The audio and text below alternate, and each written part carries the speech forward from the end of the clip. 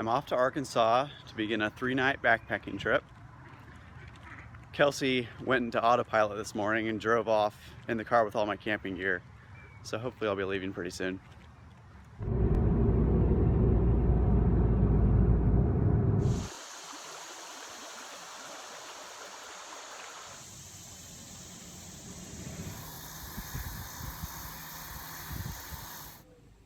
I'm getting pretty close to the trailhead now, about 40 minutes away.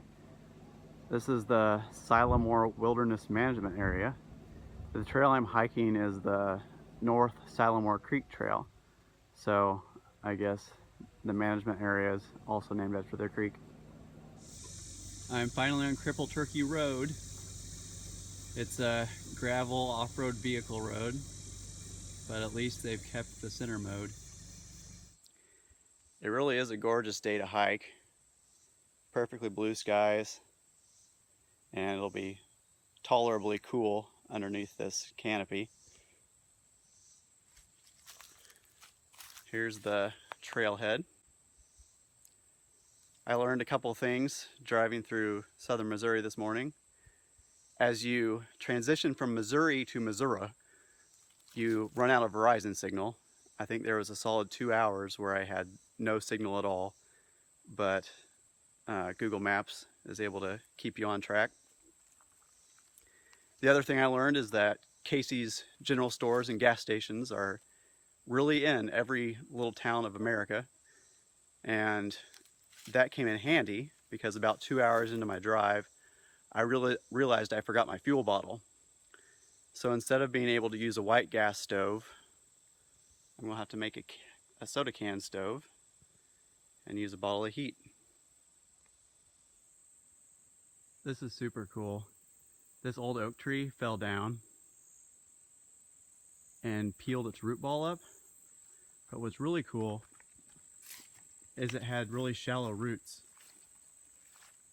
just laying on this rock slab. So now it's completely exposed the rock. It's probably early for complaints, but I just have this one. These spiders keep building millions of webs across the trail.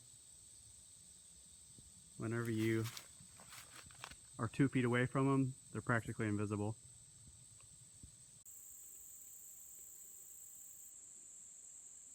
This was probably a beautiful waterfall this spring during the great monsoons.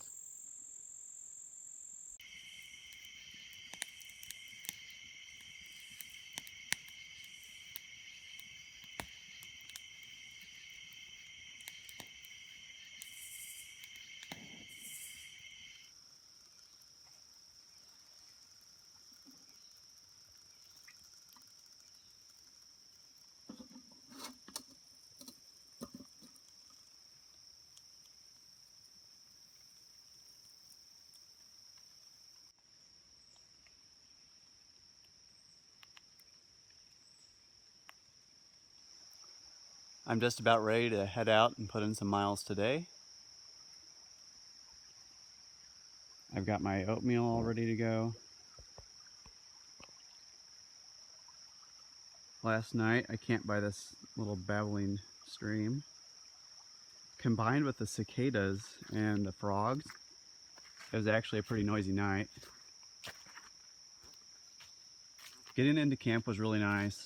Getting to start a fire, enjoy some warm dinner. This is my first trip with this tent. It's a tarp tent double rainbow. It can hold up to 2 people, but it was nice and spacious for one last night.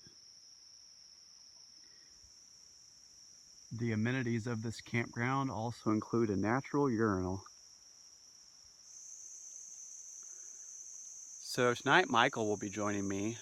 He'll join me at the Gunner Pool recreation area, and that's at mile 12.7 of the trail. So yesterday I did 4.7, today I've got to do 8.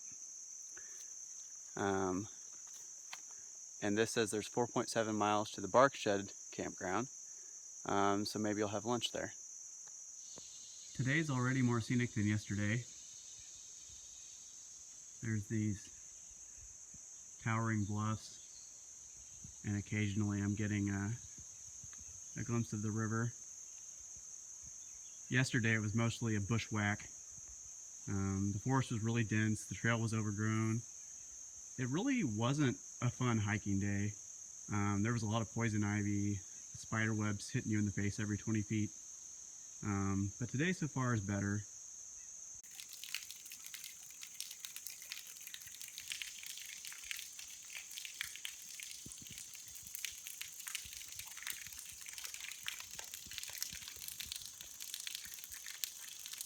In the words of my Papa Kenny, that sounds like a cow peeing on a flat rock.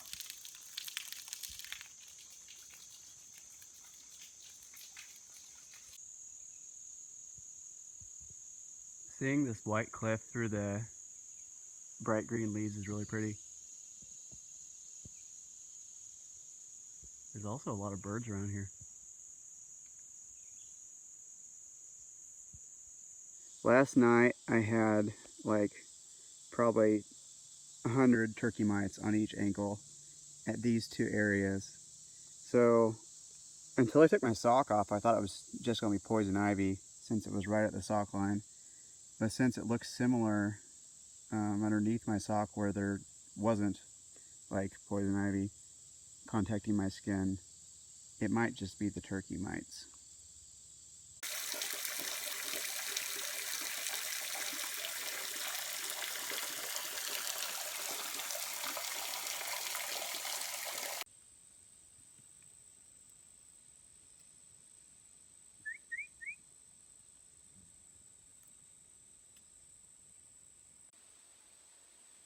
So far most of the trail has been a green tunnel, and here's kind of the first open vista I've seen.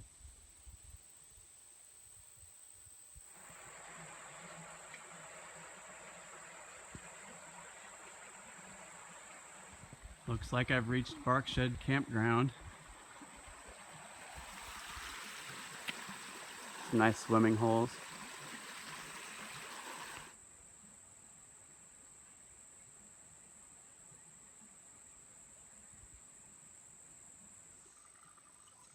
The flow rate of this water filter leaves something to be desired. Probably needs its prostate examined. Here's a nice little diagram of the next part of the trail. In about 4 miles, I'll arrive at Gunner Pool Recreation Area and kind of set up for the night and hopefully go for a swim. Pretty hot. Anytime you're next to one of these cliff faces, it feels like it drops 10 or 15 degrees. It's a nice form of air conditioning. This must be a gorgeous waterfall when some water's flowing. There's just a trickle going. It's kind of recessed back here where two cliffs converge. This is very reminiscent of the Buffalo River. These cliffs are just towering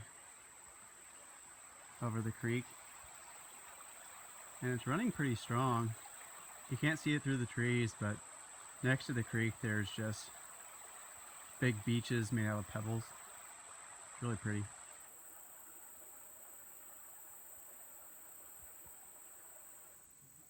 I got a nice little hematoma. It swelled up like a goose egg real quick. I scraped my shin as I didn't quite clear this little pointy rock. On the All Trails app, I think they called this Selfie Point. It's got about the best scenic overlook on the trail. So Michael showed up around 5 last night. We spent the night at Gunner Pool Recreation Area. We did some driving around because we had to position our cars at the correct trailheads. We went and picked up my car from Cripple Turkey Trailhead and then took it down to Blanchard Springs. So today we're going to cut the trip a little short. We're going to only hike 4.5 miles to Blanchard Springs, and then maybe just enjoy a day of swimming. So like I said, we're going to cut the trip a little short. Instead of going all the way to Allison, we're going to stop at Blanchard Springs. So we'll be cutting the whole trail about 5 miles short. But I'm kind of tired of hiking, and playing in the water sounds fun. So some poor suckers just walked past us while we were taking a break, and I was perfectly happy to let them go past. So now they get to break our spider webs. We did them the favor of breaking about a mile's worth of spider webs.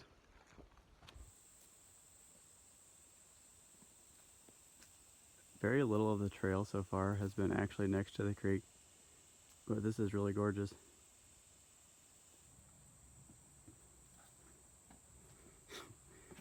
The objective is to get on top of that.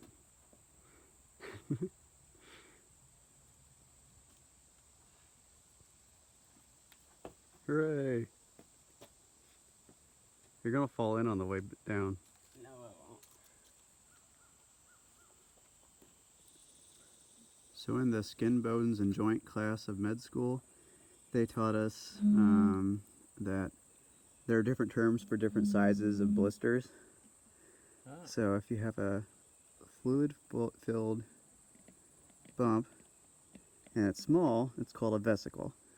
So this vesicular rash is poison ivy. And I think it's if it's bigger than 1 centimeter, you can call it a bulla. In diameter? Yeah. So I've got 1 bulla.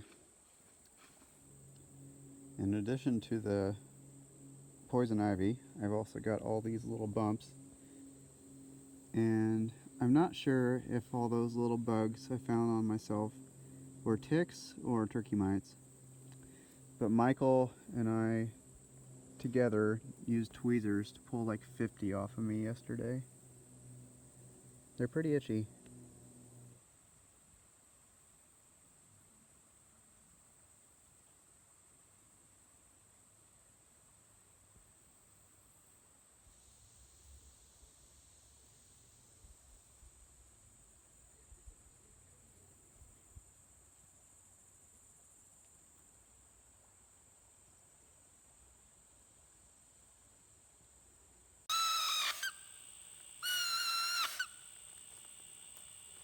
Are you a dying animal? Yeah. Michael pointed out that this looks a lot like the moon of Endor on Star Wars. The trees are nice and spaced out. You could run speeder bikes through here, shoot up some stormtroopers.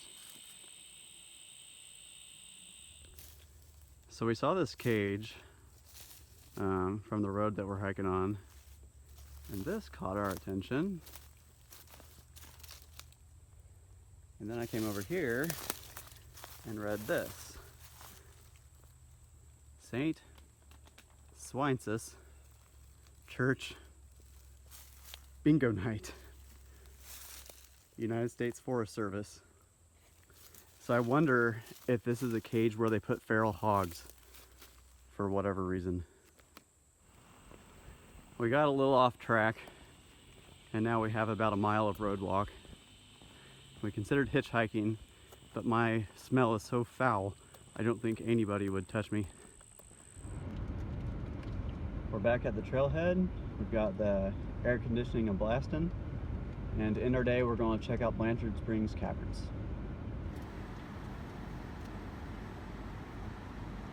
What you would expect from this perspective compared to when you were sitting at the bleachers. Almost looks like a big castle, made of cauliflower or something.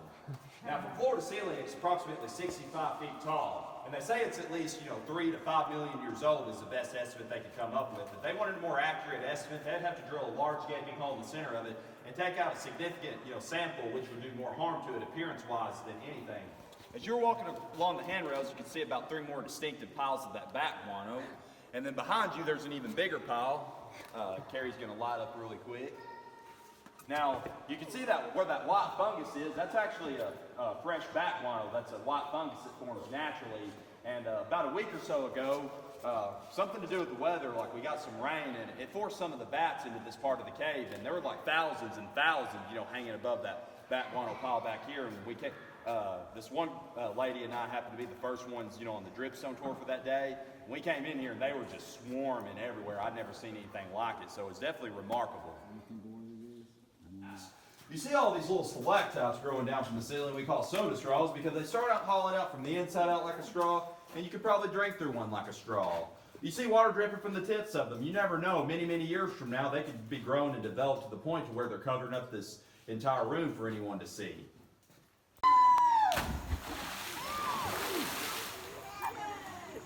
So this is the spring part of Blanchard Springs. The caverns were really cool. One of our favorite pieces of information was that the giant piles of bat guano are like 900 years old. Apparently they sampled one of the piles in there and the top was like 200 years old and they expected the bottom could be as old as 900 years old. The bats just like cling to the ceiling in the same spot every year. So now we're gonna take a swim and get a hot shower. So last night when we dropped the car off here at Blanchard Springs, Michael had to find Wi-Fi so that he could sign out of his dorm. We were like, oh hey look, there's Wi-Fi here at Blanchard Springs. But no, we were hoodwinked. That is an amphitheater. So instead we had to drive all the way to Allison to get Michael Wi-Fi. So this is an excellent way to end the bro trip. We've got chips and salsa. Velveeta cheese and shells are on the fire. We're gonna spend another night here at Gunner Pool Rec Area and tomorrow morning head over to church in Allison, Arkansas. So thanks for coming to hang out, Mike.